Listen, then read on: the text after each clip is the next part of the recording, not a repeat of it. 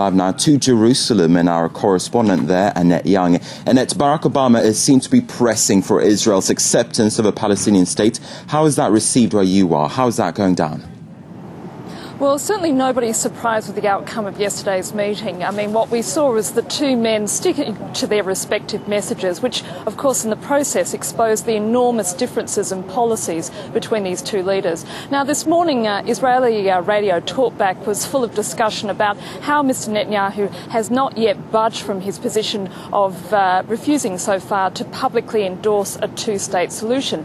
Instead, the emphasis was on the fact that he had gone ahead and said he was happy to begin talks immediately with the Palestinians and certainly did accept the concept of Palestinian self-government. But all eyes and ears here are turning to June the 4th in Cairo, which is where the American president is expected to release a new regional peace initiative, which will include greater participation from neighbouring Arab countries. Now, Anna, you've been covering the Middle East peace process for a very long time. Is Netanyahu ever going to accept a Palestinian state? What's your view? Well, what you have to keep in mind is the domestic political considerations, which I think the international community and viewers alike tend to forget.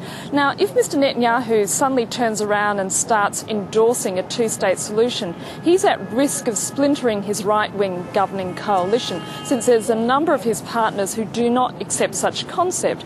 Equally, if he keeps going down this path of resisting American pressure, he equally is at risk sort of eroding these strong ties between these two allies, and that's something that many Israelis certainly would not be happy with. So it's not clear yet what is going to happen, but obviously, as I just said, all eyes are now turning towards Cairo to see what the American president is going to come up with. Annette, tell us about the Palestinian take on this meeting between Netanyahu and Barack Obama. What are they making of this?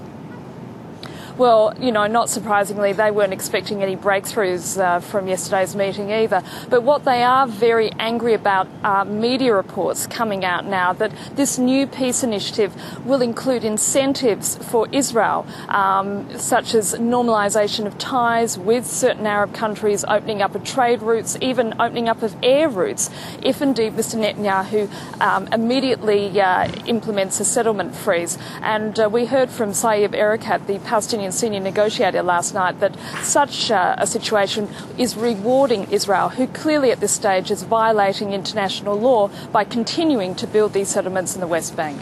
All right, Annette Young reporting there from Jerusalem. Thanks very much.